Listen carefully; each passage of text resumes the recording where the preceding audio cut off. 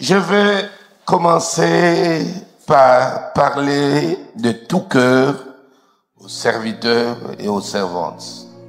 Toute réalité que nous vivons sur terre est la conséquence d'une réalité invisible, spirituelle. Le ministère est une œuvre spirituelle.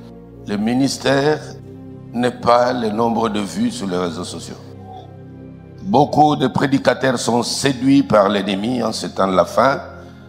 Ils dépensent beaucoup d'argent. C'est vrai pour la visibilité.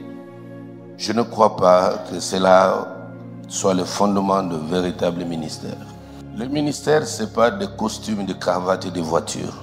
Nous ne devons jamais tomber dans les pièges de mettre le charrue avant le bœuf. Vous savez, dans la vie, il n'est pas toujours important de placer les choses élémentaires à la première place. Le ministère est une œuvre venant du ciel parce que le maître de la moisson qui est descendu du ciel est allé terminer, achever son travail dans le séjour de mort. Il a libéré les captifs et ce jour-là, les choses étaient très dangereuses parce qu'il a failli de peu rester dans le séjour de la mort.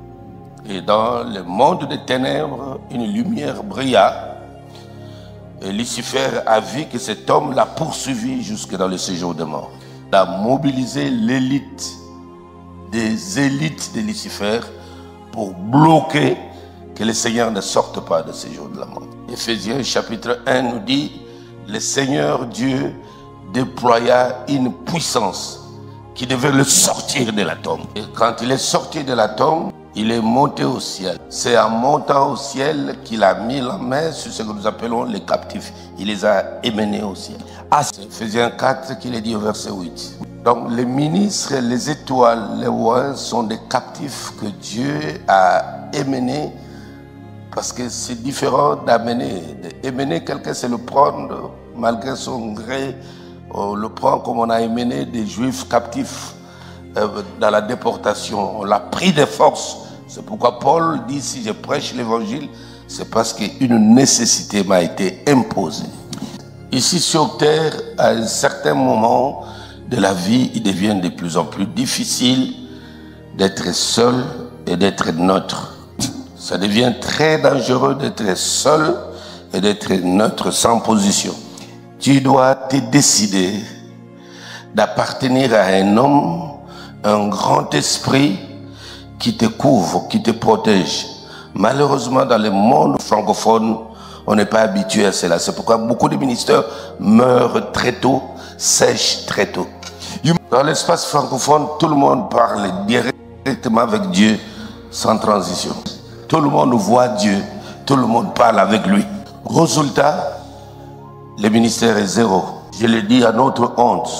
Je disais à Bishop que j'ai pris beaucoup de temps pour me retourner dans l'espace francophone parce que c'était plus ma priorité missionnaire.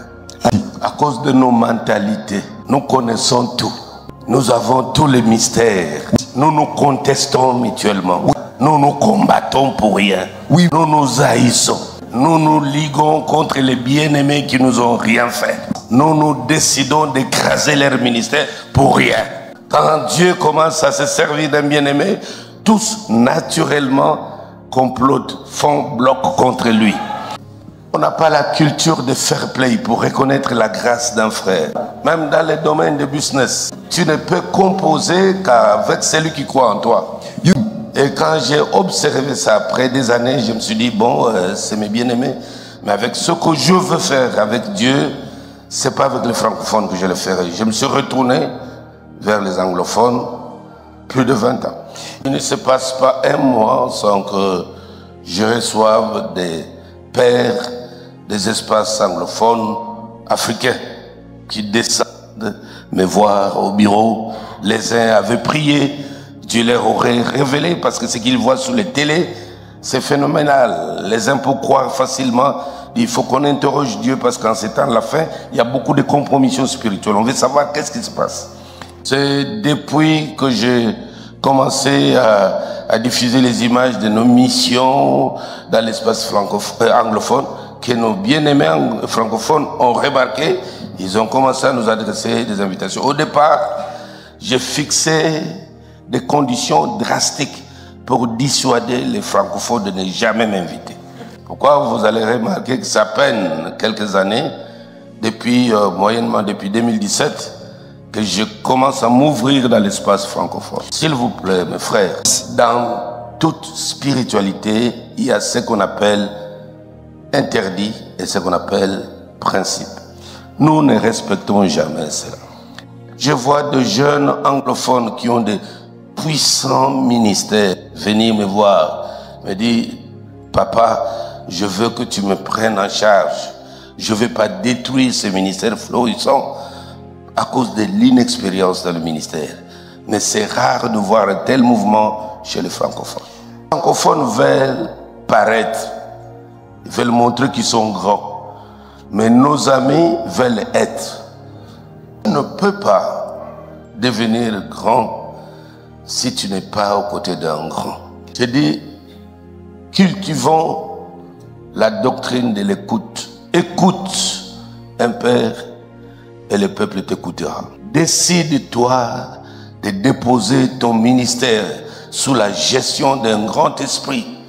Alors tu verras les gens venir se soumettre à toi. Il ne faut pas avoir des rêveries inutiles que tu n'as de compte à rendre à personne. Ça ne se passe jamais comme ça dans le monde spirituel.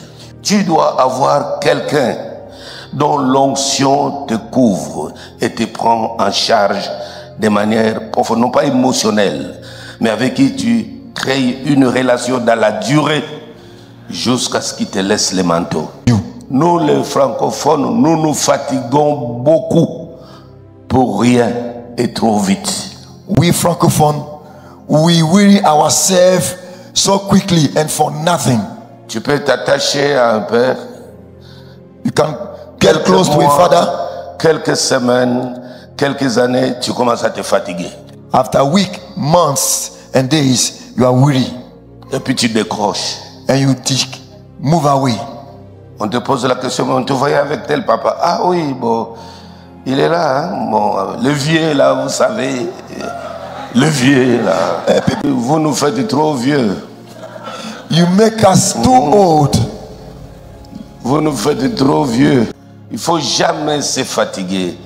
Cultivons la patience, la persévérance, parce qu'on suit, on a vu quelque chose qu'on veut prendre, qu'on veut hériter. Obéis et tu seras obéi. Suis et tu seras suivi. Sinon, tu n'auras pas un bon leadership. Tu dois sentir en toi que tu dépends d'une autorité sacerdotale, onctionnelle et spirituelle. You must feel inside your heart that you are under the ruling of a priesthood.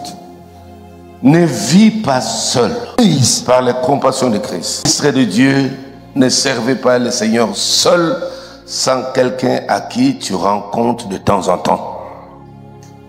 Moi, j'ai de grandes personnalités un peu partout dans le monde. Quand ils veulent prendre des décisions, parfois ils m'appellent. Je ne vais pas vous faire rentrer dans les secrets du roi. Je vous appelle parce que je veux me décider sur tel domaine. J'ai besoin de votre sagesse. Puis je me dis, c'est un motif de confiance. Je dois faire appel au discernement pour savoir exactement les mots et les phrases que je dois dire à un monsieur qui attend apparemment tout de ma bouche. À partir d'aujourd'hui, chacun doit prendre une décision et trouver un grand esprit, un père. Je parle d'un père onctionnel qui connaît les mouvements de l'esprit, qui connaît les mouvements de Dieu, comment Dieu fonctionne, comment il parle, comment il opère.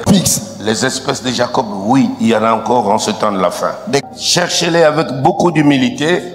Présente-toi, laisse-toi à ses pieds. Dans chaque vie, nous dépendons toujours de quelqu'un.